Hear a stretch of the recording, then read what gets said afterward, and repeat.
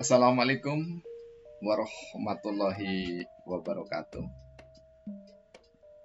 Alhamdulillahirabbil alamin. Allahumma shalli ala Muhammad wa ala ali Sayyidina Muhammad.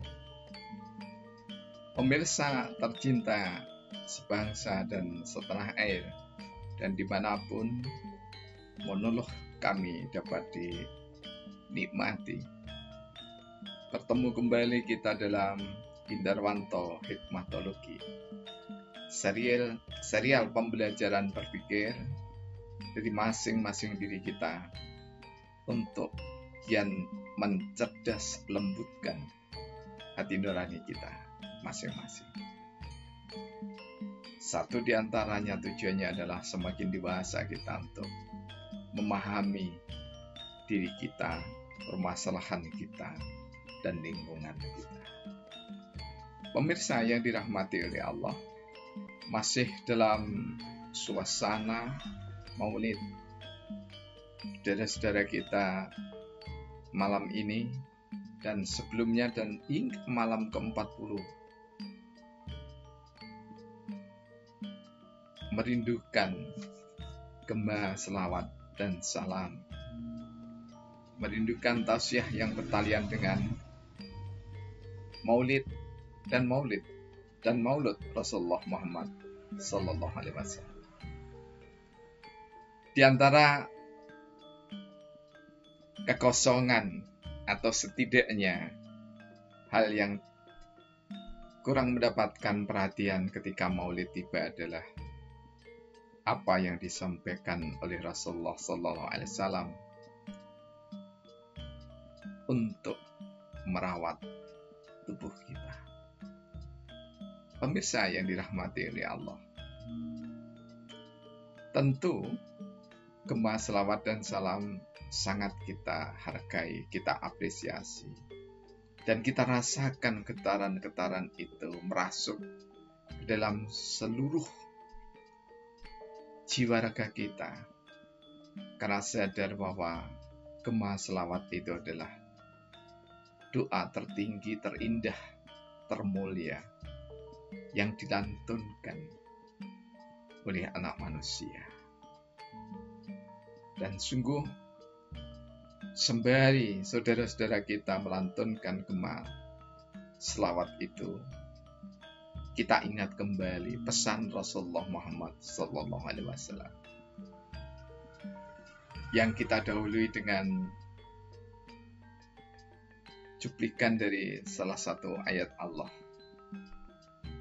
di mana Allah berfirman, A'udzubillahi minasyaitonirrajim, Bismillahirrahmanirrahim. Wa nunazzilu minal Qur'an ma huwa shifaa wa rahmah lil mu'minin. Allah menurunkan Al-Qur'an ma huwa shifaa sebagai penyembuh, warahmah lil mu'minin, dan rahmat bagi orang-orang mukmin. Rahmat itu keilmuan yang tidak terhingga karena maha alim, sehingga cakupan rahmat itu meliputi seluruh apapun yang menjadi ilmu pengetahuan manusia, termasuk di dalamnya teknologi. Dan kali ini kita mengambil salah satu rahmat Allah yang fotonya ada di depan kita ini, yakni adalah jintan hitam atau Nigella sativa, kemudian dikenal sekarang dengan sebutan yang sangat familiar, Habatus Sauda. Bahkan dalam pergaulan disebut Habats, itu saja orang sudah maklum. Rasulullah Sallallahu Alaihi Wasallam, karena bagian dari rahmat Allah semesta alam itu, bahkan dunia alam raya seisinya itu diciptakan karena nur Muhammad Rasulullah Muhammad Sallallahu Alaihi Wasallam. Dan beliau bersabda, sesungguhnya pada jintan hitam itu terdapat penyembuhan dari segala macam penyakit, kecuali satu, kematian.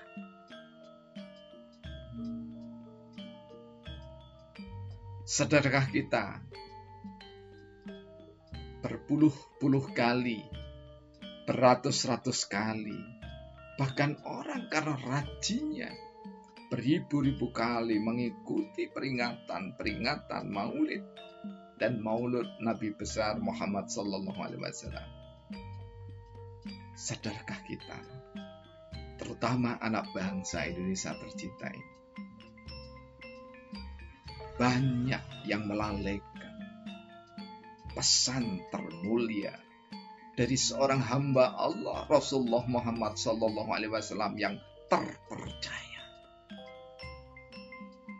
Mengapa lagi-lagi kita bertanya, orang-orang kampung semacam kami ini,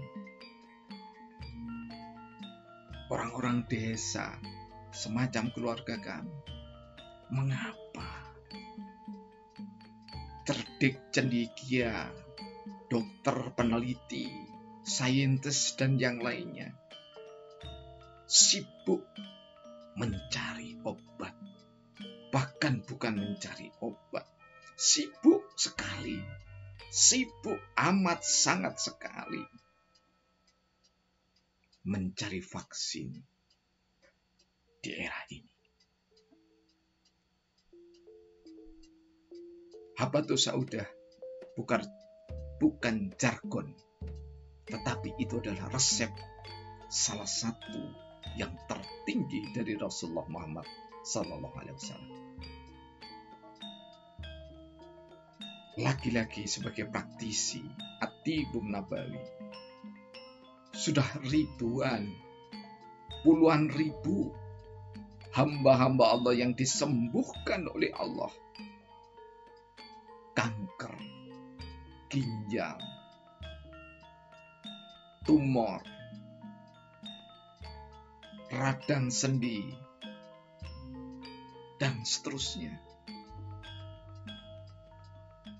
Biridallah, atas ridhonya Allah, sembuh dengan habatus saudah.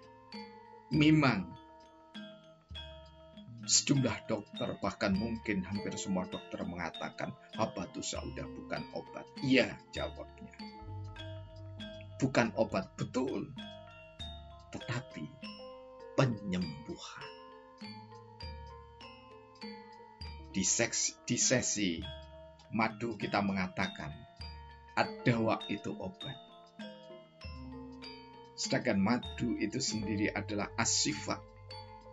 Dan habatus saudah adalah as-sifat. Termasuk di dalamnya berhasrat hamil, penguat lelaki dan perempuan, suami istri, adalah habatus saudah. Kami membuat list lebih dari 100 macam masalah yang berkait dengan kesehatan. Atas ridhonya Allah, selesai paripurna dengan habatus saudah. Bahkan ada seorang melijo, maaf, ketika itu harus operasi. Keluarga miskin atau kartu gagen belum dimiliki, apalagi fasilitas kesehatan yang lainnya. Hari Sabtu diminta untuk periksa ke rumah sakit karena hari Senin akan dioperasi. Hari Jumat mendatangi kami, kita ruqyah, kita memakai habatus saudah.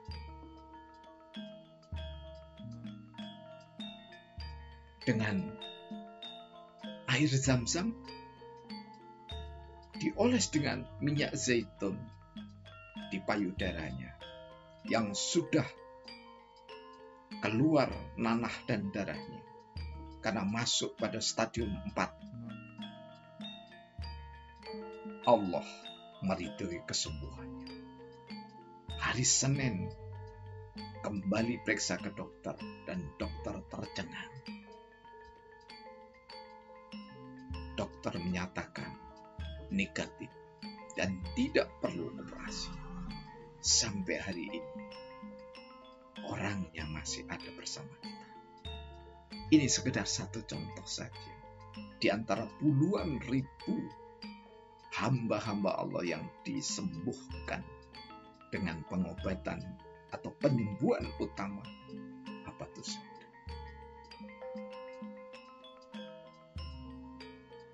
Ingatlah, saudara-saudaraku, 3 sifat manusia yang paling menonjol sejak dulu hingga sekarang. Yang pertama, yang belum ada dicari-cari, bagi ilmuwan diteliti, yang sedang populer digandrungi, sementara yang lama dilalai, tidak dipeduli. Pemirsa yang dirahmati oleh Allah, menutup sajian monolog kali ini, kami angkat dengan prasangka bagian yang ketiga, yakni syair sabdana yang ke-9118.